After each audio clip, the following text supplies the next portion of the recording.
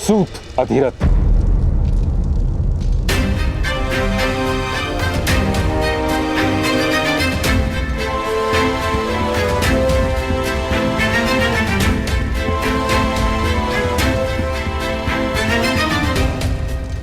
ये सत्य है महाराज कि मदनजय अपराधी था और जो दंड उसको मिला है वह उचित है।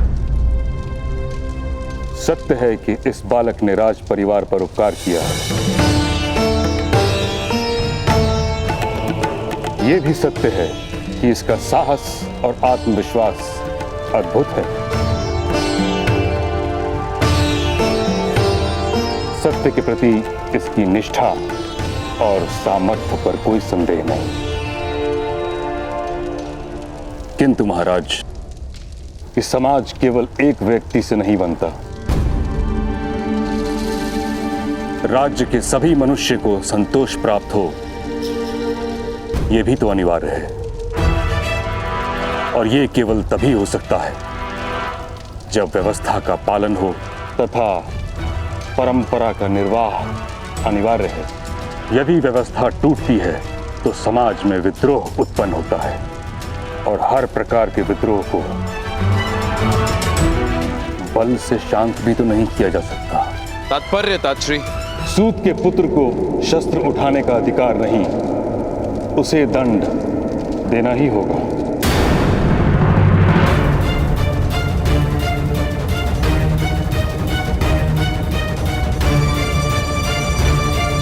नहीं महाराज, कृपा कीजिए, बालक है। और इस बालक ने राज परिवार पर उपकार किया है तात्श्री। यथार्थ कह रहे हैं आप, इसीलिए इस बालक को कोई छोटा सा दंड दिया जाए, यही मेरी विनती है। मैं दंड स्वीकार नहीं करूंगा।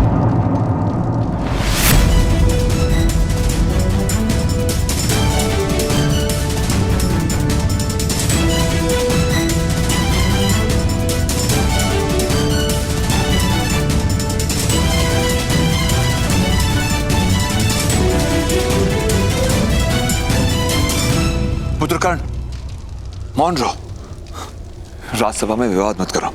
किंतु पिताश्री, यदि आपके साथ अन्याय नहीं हुआ होता तो भ्राताश्री क्यों शस्त्र उठाते? अनिवार्य था शस्त्र उठाना पिताश्री। बालक, न्याय प्राप्त करने का सबको अधिकार है। राज्य की व्यवस्था प्रत्येक व्यक्ति को न्याय प्रदान करती है। राज्य की व्यवस्था से ही अन्याय हो तो अब क्या किया जा सकता है? राजा के हाथों कभी अन्याय नहीं होता राधे। अन्य सबके अन्याय के लिए राजा से याचना करना संभव है, किंतु किसी भी कारणवश व्यवस्था और परंपरा को भंग नहीं किया जा सकता। अन्याय और याचना की व्यवस्था से तो उत्तम है कि ऐसी परंपरा ही ना हो। राधे, क्या कोई दूसरा सूत तुम्हारी भांति शस्त्र धारण करके अपना रक्षण कर सकता है?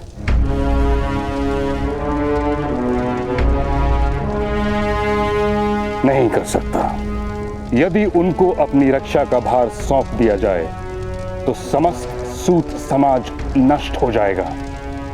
उनकी रक्षा कौन करेगा? सूतों को शस्त्र का अधिकार नहीं, इसलिए ज्ञान नहीं। ज्ञान नहीं, इसलिए वे शस्त्र नहीं उठा सकते। और अब आप कह रहे हैं कि उनकी रक्षा किस प्रकार होगी? ज्ञान प्राप्त करने का अधिकार मान लीजिए, अधिकतर सूत भी शस्त्र उठाने लगेंगे। असंभव।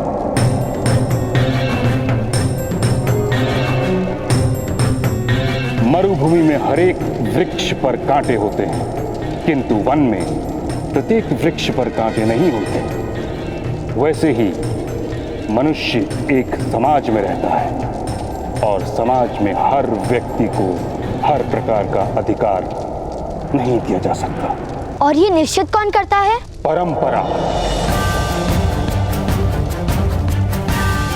परंपरा कोई एक व्यक्ति निर्मित नहीं करता, सहस्त्रों वर्ष से निश्चित होती आई है। समाज के इतिहास के अनुभवों से बनती है परंपरा। राजा केवल उसका वहन करता है। जब मैं जीवित नहीं था तब किसी ने किस प्रकार जाना होगा कि मैं कौन हूँ, मेरी स्थिति क्या है, मेरी इच्छाएं क्या है? उस समय की बनी परंपराओं को मैं आज क्यों स्वीकार करूं?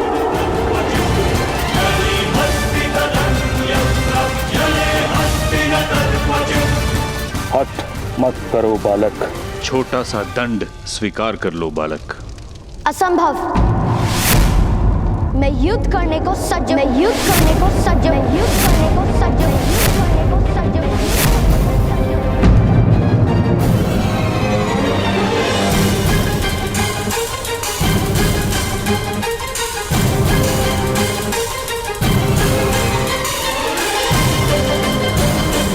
कर्ण, विद्रोह नहीं कर सकते तुम। महाराज, महामहिम, महामंत्री, मेरे पुत्र को क्षमा कर दीजिए। इसने विद्रोह किया है महाराज, इसे दंड मिलना चाहिए, मृत्यु दंड। इस सूत के बालक को मृत्यु दंड दीजिए। मृत्यु दंड दीजिए, मृत्यु दंड दीजिए, मृत्यु दंड दीजिए, मृत्यु दंड दीजिए, मृत्यु दंड दीजिए, मृत्यु दंड, मृत्यु दंड दीजिए, मृत्यु दंड दीजिए, मृत्यु दंड दीजिए, मृत्यु दंड दीजिए, मृत्यु दंड दीजिए, मृत्यु दंड, मृत्यु दंड दीजिए, मृत्यु दंड दीजिए। किसी में शक्ति हो तो दीजिए मृत्यु दंड।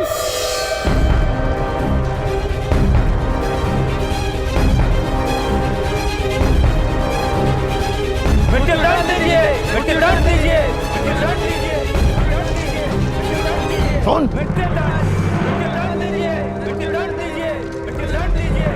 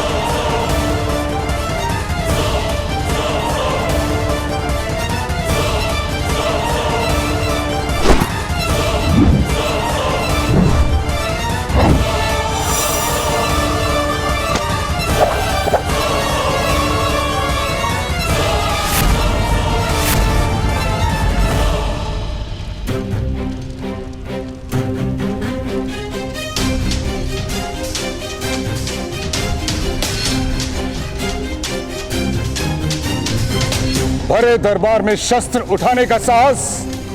यदि आज तुम्हें क्षमा कर दिया तो कल ये कोई और करेगा इस राज्यसभा में।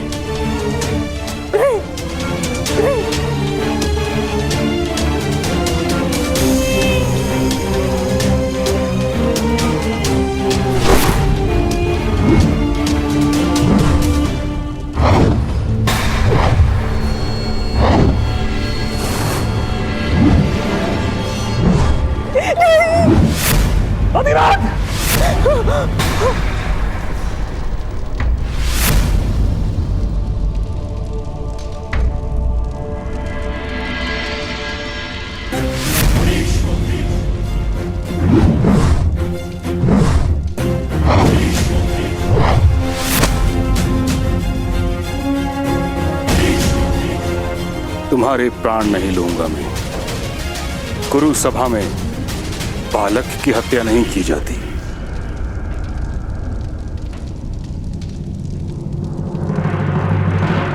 अधिरथ, तुम्हारे पुत्र ने राजसभा में विद्रोह किया है।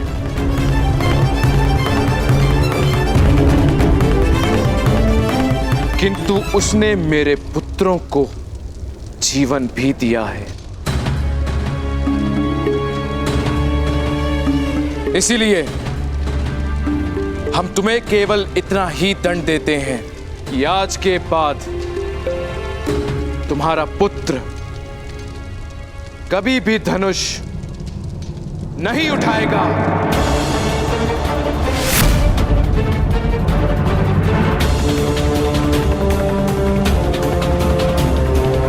सूतों के लिए बनी परंपरा का वहन करेगा, और यदि ऐसा नहीं हुआ तो तुम स्वयं अपने पुत्र को हस्तिनापुर और कुरु राष्ट्र से निष्कासित कर दोगे।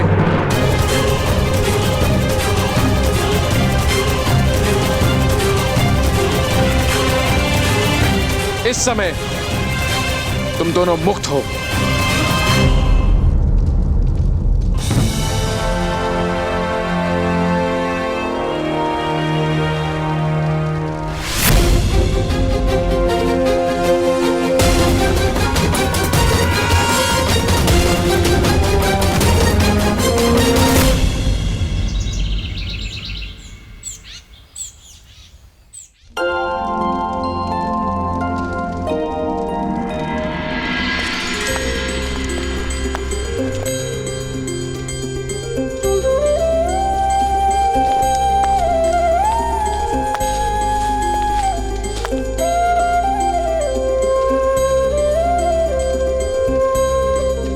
माता, मैं आरती करूं?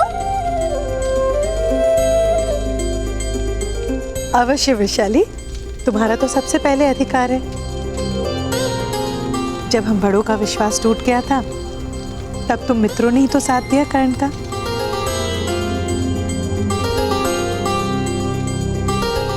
ये लो।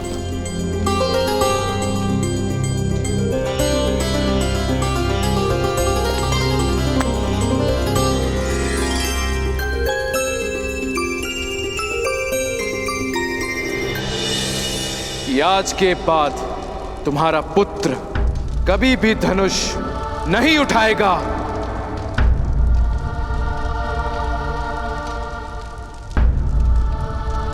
कर्ण, आज से तुम यहाँ के सेनापति और मैं तुम्हारी सैनिक।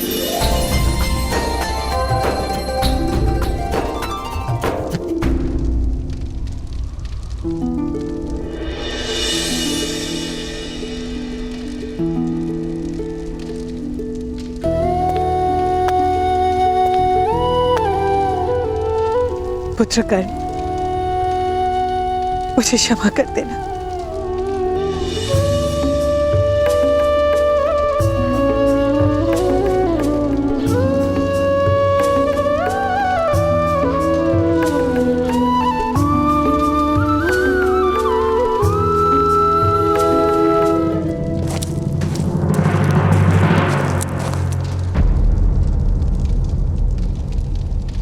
सूत अधिरथ, आपको महामहिम भीष्म ने बुलाया है। सूर्योदय के समय गंगा के पावन घाट पर प्रातः स्नान हेतु महामहिम नित्य जाते हैं। कल प्रातः काल आपको वहीं आने का आदेश है।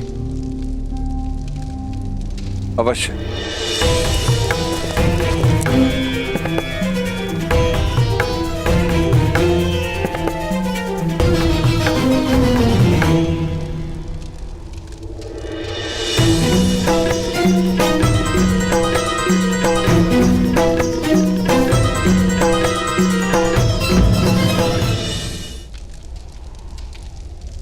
चलो पुत्र, अब आनंद और विश्राम का समय। बालकों के सम्मान में राधा आज सबको भोज देंगी। बामिल, शोण, कर्ण को ले जाओ।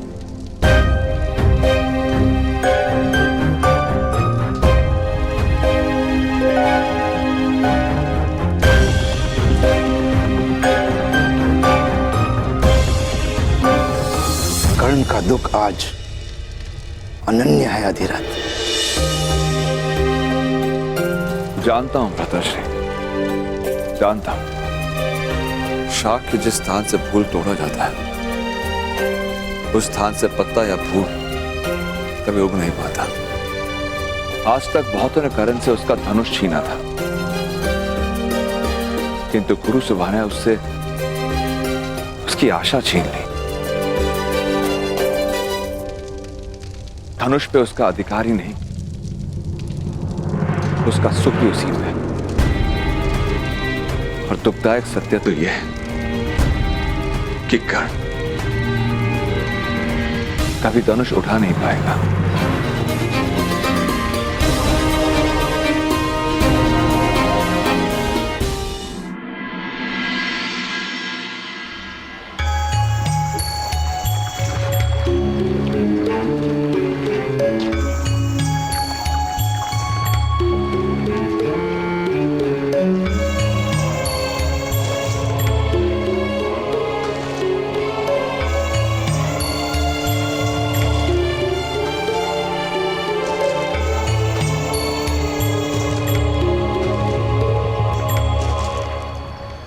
प्रणिपात मामाई। कल्याण हो। क्या कार्य करते हो? अभी अभी हसनापुर आए, अभी कोई कार्य आरंभ नहीं किया। मैं तुम्हें अपने सारथी के रूप में नियुक्त करता हूं।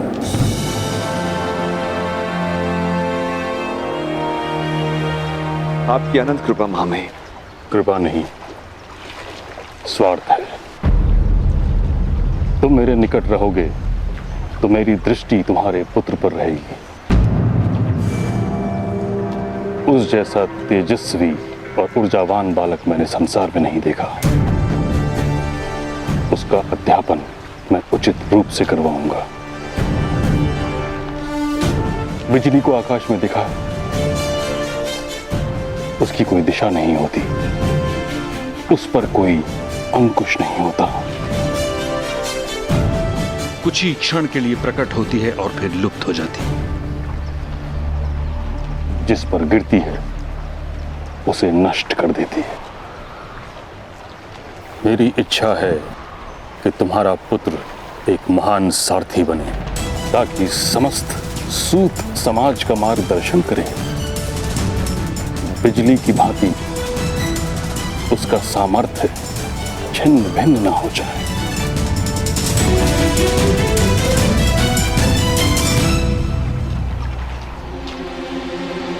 जी मामाई।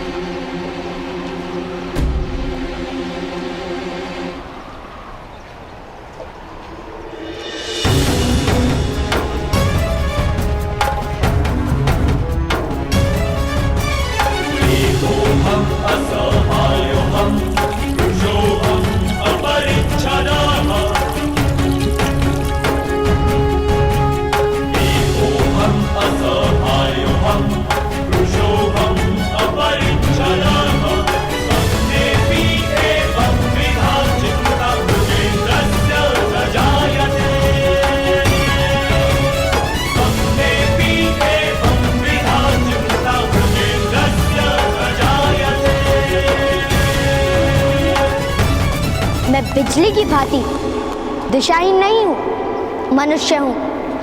मुझे जहां विनाश करना होगा मैं वहीं गिरूंगा। आपकी इच्छा थी ना कि मेरा सामर्थ्य चिन्ह भिन्न ना हो, तो लीजिए।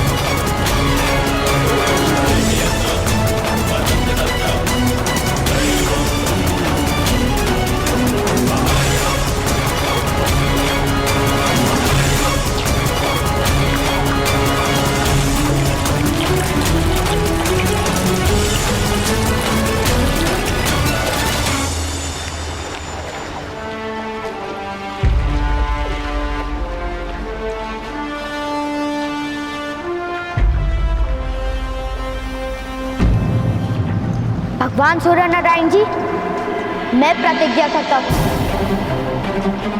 प्रातःकाल सूर्य अर्घ के समय मेरे सामने आने वाले व्यक्ति को मैं अवश्य दान दूंगा। उस व्यक्ति की हर इच्छा पूर्ण करूंगा और उस प्रतिज्ञा की आपूर्ति का आरंभ मैं आज से करता हूं, मैं आज से करता हूं, मैं आज से करता हूं, मैं आज से करता हूं, मैं आज से करता हूं, मैं आज से करता हूं।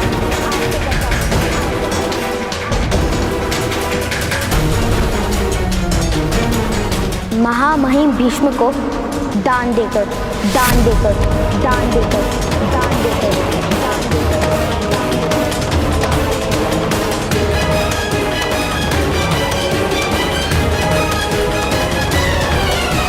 आज मुझे शस्त्र का त्याग करना पड़ा है, किंतु आगे जीवन में किसी कारणवश अगर मुझे शस्त्र उठाना पड़ा तब उसका त्याग कोई नहीं करवा पाएगा, नहीं करवा पाएगा।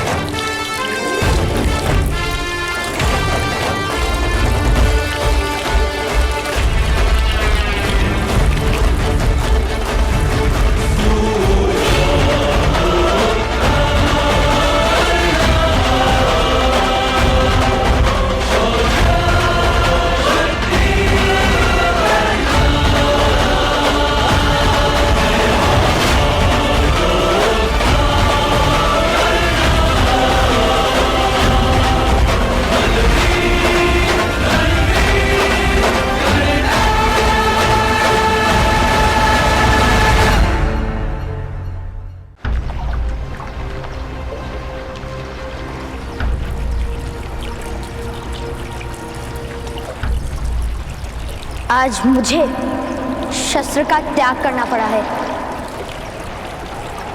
किंतु आगे जीवन में किसी कारणवश अगर मुझे शस्त्र उठाना पड़ा तब उसका त्याग कोई नहीं करवा पाएगा, नहीं करवा पाएगा।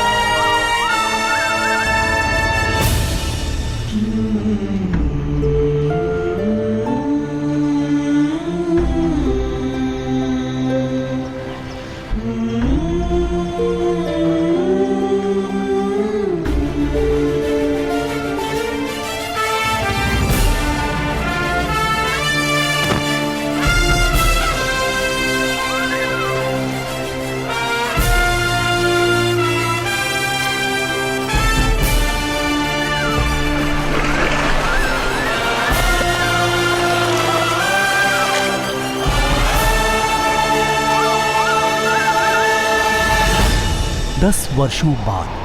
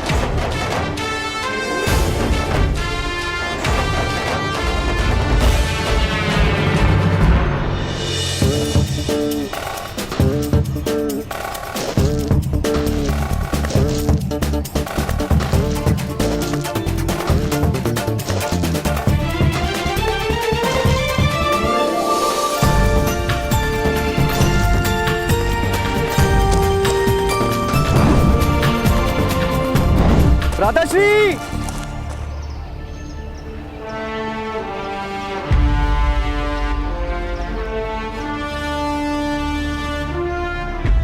भ्राताश्री, आपके वस्त्र यहां रखे हैं।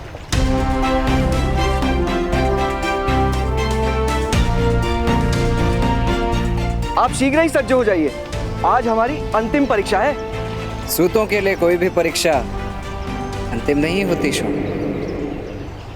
अर्थात गुरुकुल में ली जाने वाली अंतिम परीक्षा है, और आज स्वयं महामहिम भीष्म पधारेंगे।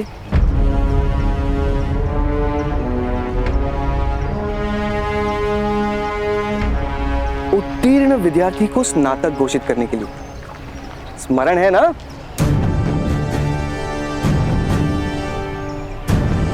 उसका विस्मरण कैसे हो सकता है? उनके लिए तो आज एक विशेष आश्चर्य जो निर्मित किया है मैंने। आज आपको देखकर केवल महामहिम भीष्म ही नहीं, हस्तिनापुर के राजकुमार भी आश्चर्य में पड़ जाएंगे। आप शीघ्र ही पहुंचे, मैं भी माता को लेकर पहुंचता हूं परीक्षा भूमि।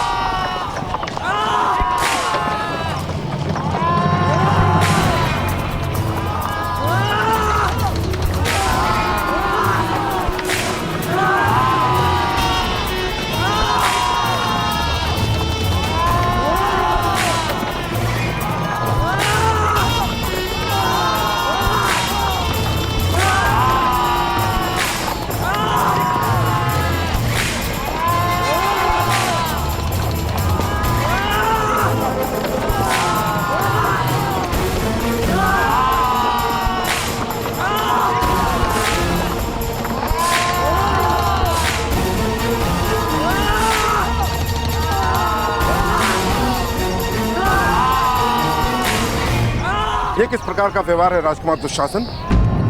अश्वों के स्थान पर मनुष्य को क्यों बांधा है?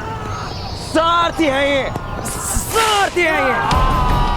रथ हाँकना इनका कर्तव्य है। यदि अश्व नहीं होंगे तो रथ के साथ इन्हें स्वयं बंधना पड़ेगा। आप इनकी चिंता मत कीजिए, आप केवल इतनी चिंता कीजिए कि मेरे ज्येष्ठ भ्राताश्री युवराज दुर्योधन का ये अनुचर कुमार आज प्रथम श्रेणी में ही उत्तीर्ण, अन्यथा युवराज का क्रोध आपके आश्रम को ही भस्म कर देगा।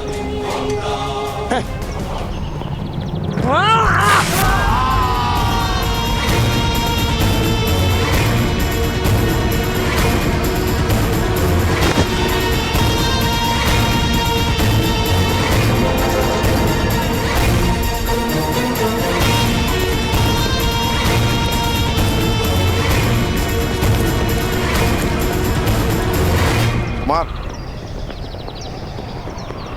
विद्या प्राप्ति में आश्रम का महत्व कम, श्रम का महत्व अधिक होता है, और गुण तो स्वयं महामहिम भीष्म देंगे। क्या तुम कौन से अधिक कला का प्रदर्शन कर पाओगे महामहिम के सामने?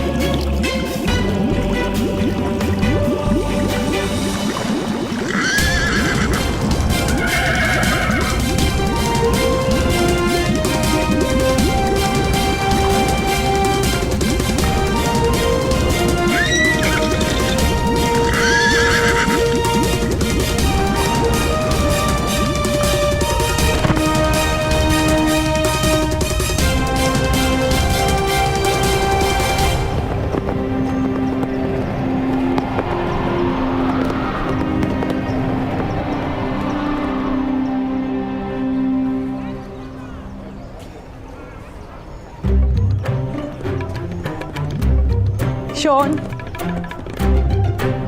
शोन, अरे कितना सजोगे? परीक्षा देने जा रहे हो या विवाह करने? विवाह? परीक्षा देने? किंतु पिताश्री कहते हैं ना, सद्भाग्य कहीं भी प्राप्त हो सकता है, इसलिए। चलो। हाँ। अरे चलो चलो। अरे माता, अभी तक स्नातक नहीं हुए और विवाह के स्वप्न देखने लगे। अच्छा शोन, 3 साल गुरुकुल में ध्यान लगा के सीखा ना। ध्यान की ही तो समस्या है माता। इस उम्र में मनुष्य का ध्यान वही लगता है जिसमें उसकी रुचि हो। कर्ण कहाँ है? उन्होंने कहा है वो स्वयं आएंगे परीक्षा स्थल। वही तो चिंता है, कहीं कर्ण का पराक्रम देखकर हस्तिनापुर के राजकुमार क्रोधित ना हो जाए। सूतों के पराक्रम क्षत्रिय सह नहीं पाते। कोई चिंता मत कीजिए माता, लोग शक्ति प्राप्त करने के लिए कोचा पाक खाते, किंतु भ्राताश्री भ्राताश्री शक्ति प्राप्त करने के लिए क्षत्रियों के क्रोध को खाते हैं। चलिए। अरे वृषाली कहाँ है? वृषाली?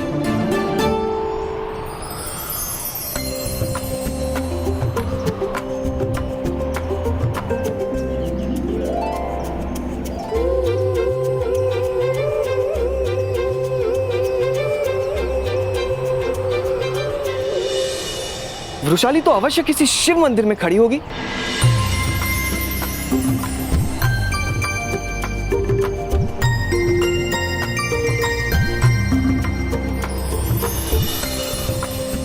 किसी पवित्र वृक्ष को सूतर के धागे से बांधकर भ्राताश्री के विजय की कामना कर रही होगी।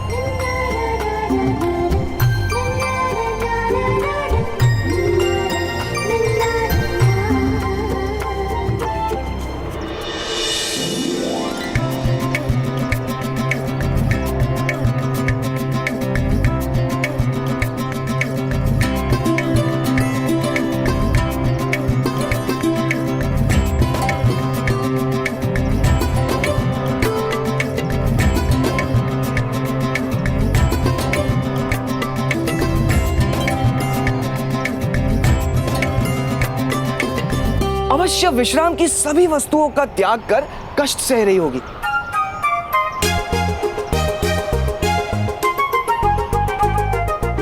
यही मानती है ना आप माता? हाँ। किंतु वृषाली की तपस्या का मार्ग आपसे भिन्न है माता। चलिए। चल।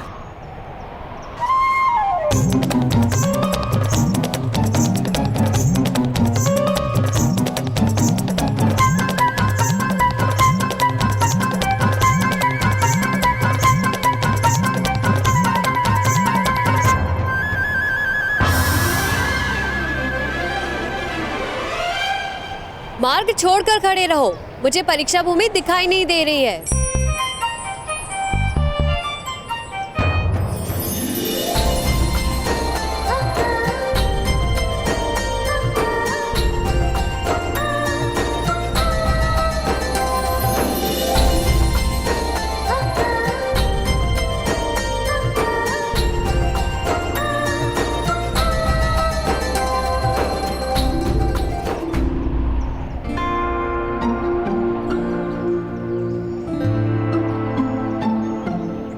कहाँ हो सेनापति कर्ण?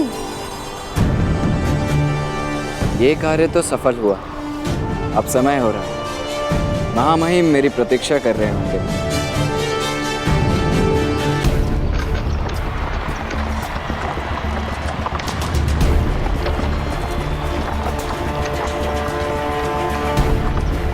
महामहिम भीष्म की, महामहिम भीष्म की, महामहिम भीष्म की, महामहिम भीष्म की, महामहिम भीष्म की, महामहिम भीष्म की, महामहिम भीष्म की, महामहिम भीष्म की, महामहिम भीष्म की, महामहिम भीष्म की, महामहिम भीष्म की, महामहिम भीष्म की, महामहिम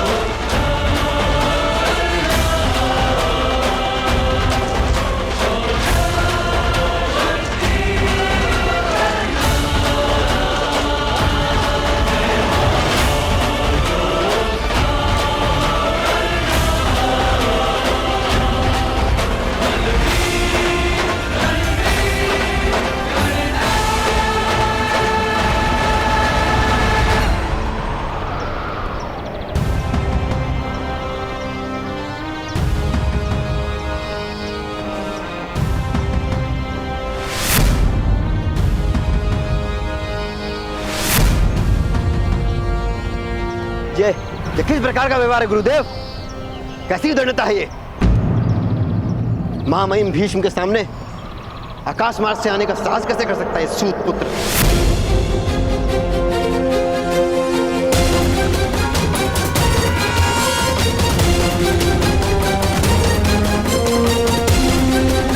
महामहिम गर्व से ऊंचा देख सके, इसीलिए आकाश मार्ग से आया हूं। एक सूत पुत्र का ये साहस! पितामह भीष्म और हम राजकुमारों का ऐसा गौरवमान! इतने बड़े बड़े उच्च कुलों के अतिथि उपस्थित हैं और यहाँ ये सूत पुत्र विमान में उड़ने का साहस भी कैसे कर सकता है? बंदी बना कर रख दो इसको।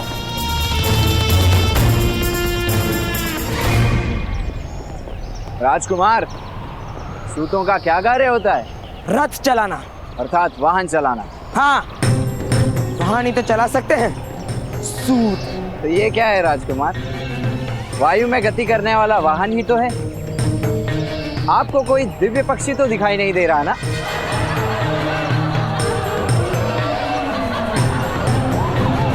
मान रहो कर्ण, हमारा तो अधिकार ही नहीं कि हम वायुयान पे बैठ सके।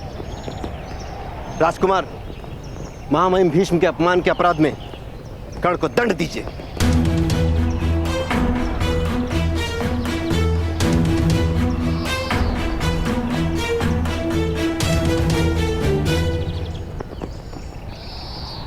कर्ण, वायु वाहन बनाने का ज्ञान तुमने कहां से प्राप्त किया? अगस्त्य संहिता में इसका वर्णन है महामहिम। पुरातन काल के पुष्पक जैसे विमान भी आर्य भूमि के इसी आकाश में उड़ा करते थे। भगवान राम भी ऐसे ही विमान में बैठकर लंका से अयोध्या पधारे थे। और वैसे भी ज्ञान के मूल का क्या महत्व? ज्ञान का फल आपके सामने। सूतपुत्र,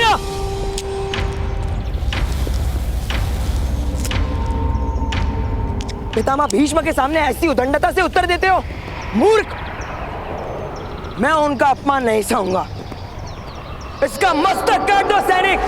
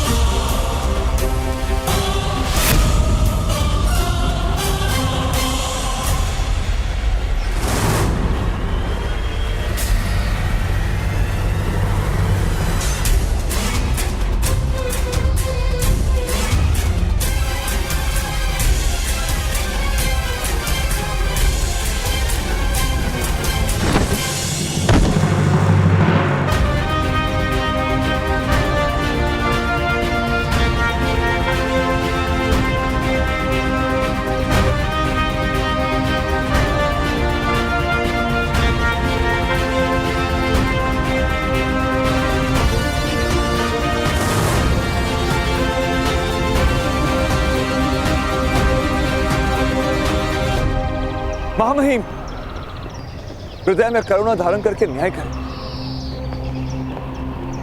मैं विनती करता हूं। धनुर्विद्या केवल क्षत्रियों के लिए होती है। तुम सूत के पुत्र हो, तुम्हें सूत ही बनना होगा। आज के पश्चात तुमसे धनुष लेने की आवश्यकता नहीं पड़ेगी। न्याय करते समय करुणा नहीं दिखाई जाती, सत्य और परंपरा का विचार किया जाता है।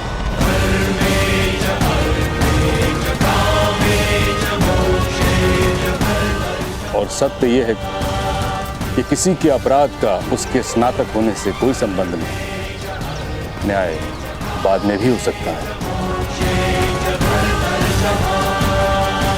दुशासन, तुम अपना स्थान ग्रहण करो।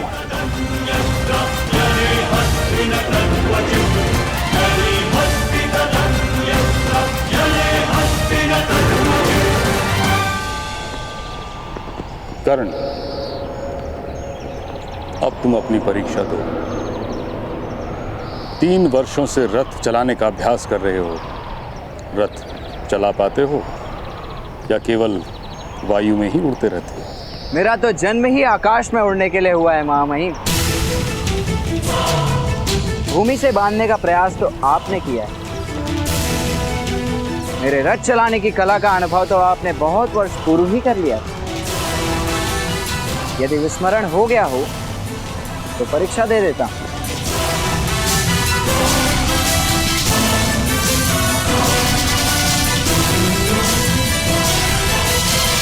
कर्ण पुत्र, अपना रथ ले आओ।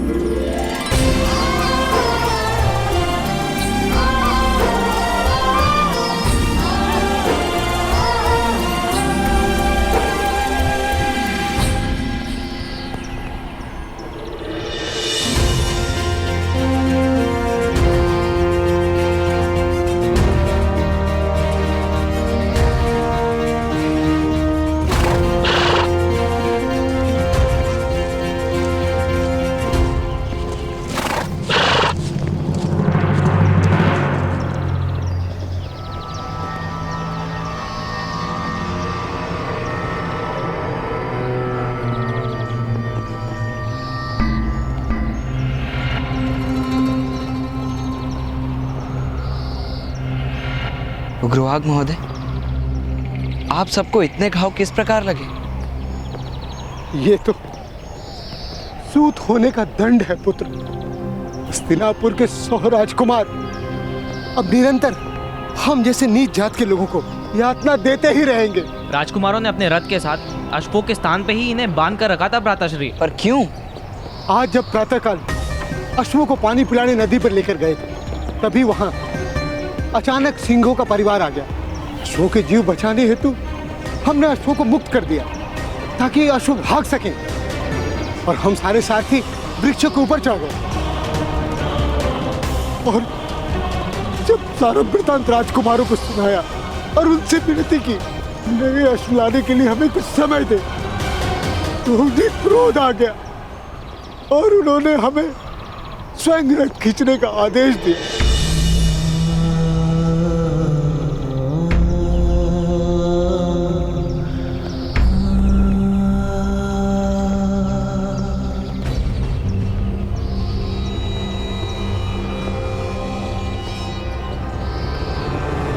दोष राजकुमारों का नहीं, आपका है।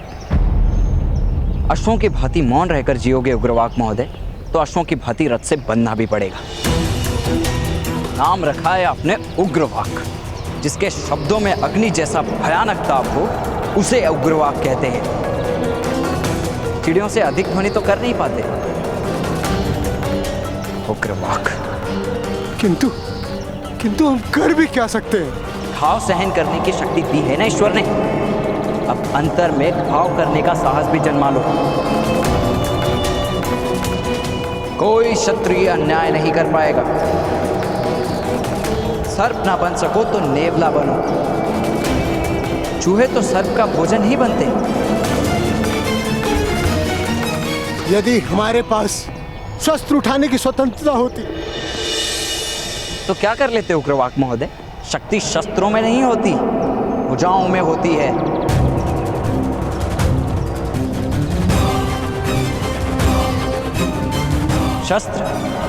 शस्त्रों की आवश्यकता पड़ती है युद्ध जीतने के लिए। सम्मान प्राप्त करने के लिए तो साहस ही पर्याप्त है। देखना है तो आकर देखो।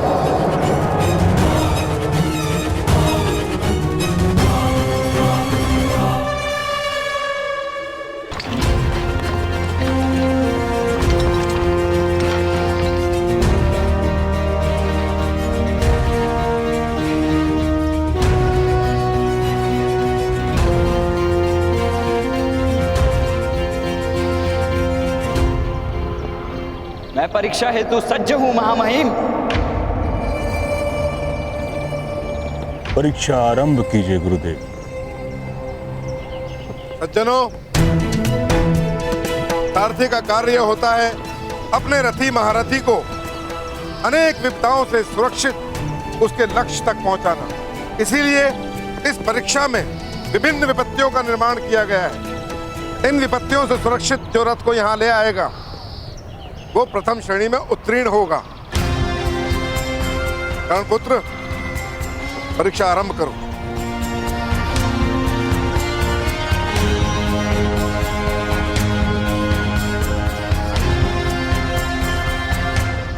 महामहिम, गुरुदेव ने कहा कि सारथी का कर्तव्य होता है कि अपने महारथी को सुरक्षा सहित युद्ध में ले जाए और उसकी सुरक्षा करे।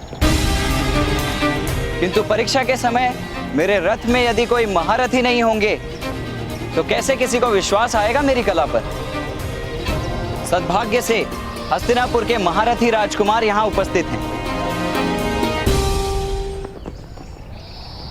यदि राजकुमार की प्रसन्नता हो तो वो मेरे रथ में बैठकर स्वयं मेरी कला की परीक्षा करें। किंतु पितामह, यह तो असंभव है।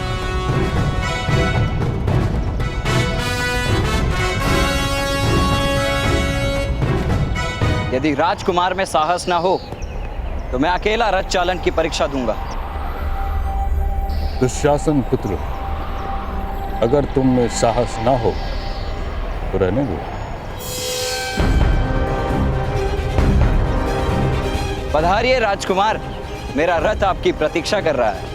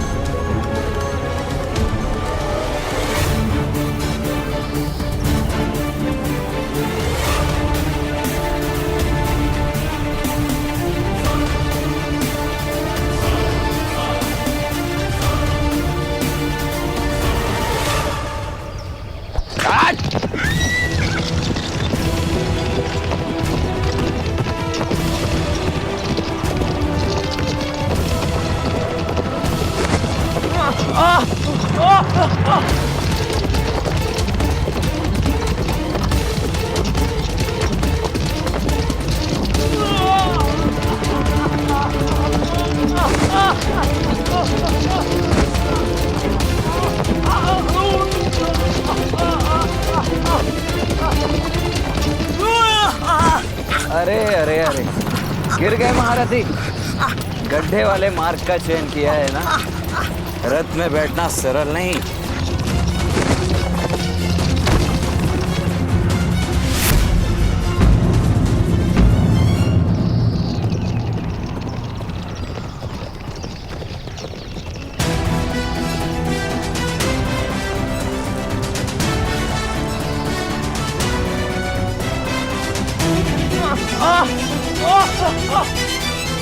आज मैं आपका सारथी हूँ राजकुमार। आपको रथ में रखना मेरा कर्तव्य है।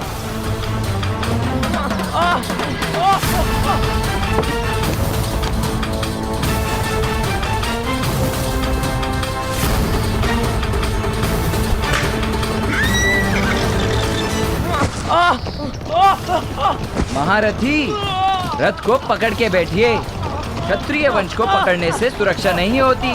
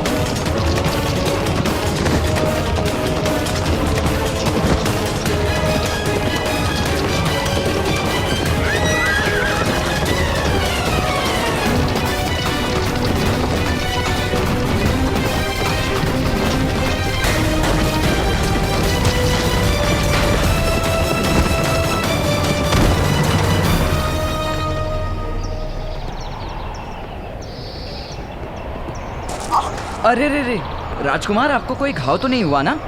हम इस पत्थर को बंदी बनाकर दंड देंगे। आप पधारिए, आइए आइए आइए आइए।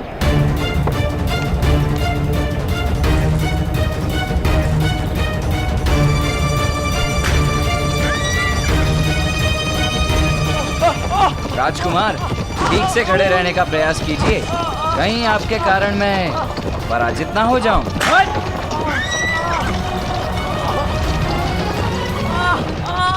कठिन है ना इस रथ पर सवारी करना, क्योंकि अश्व इसे खींच रहे हैं, मनुष्य नहीं।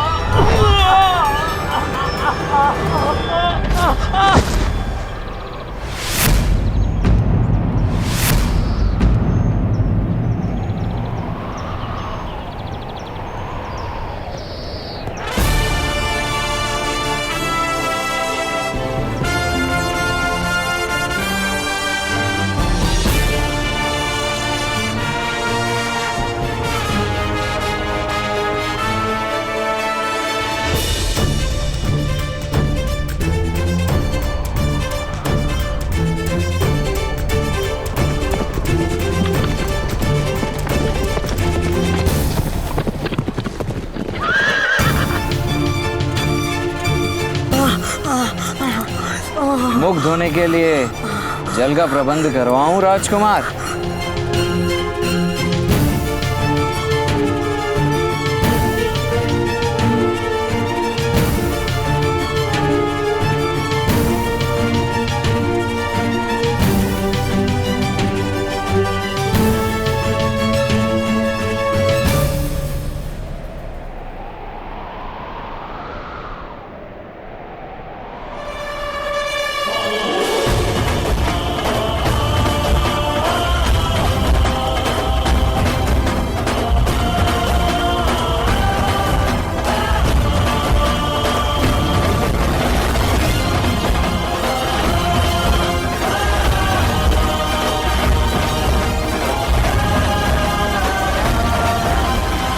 मुझे कितने गुण प्राप्त हुए महामहिम भीष्म?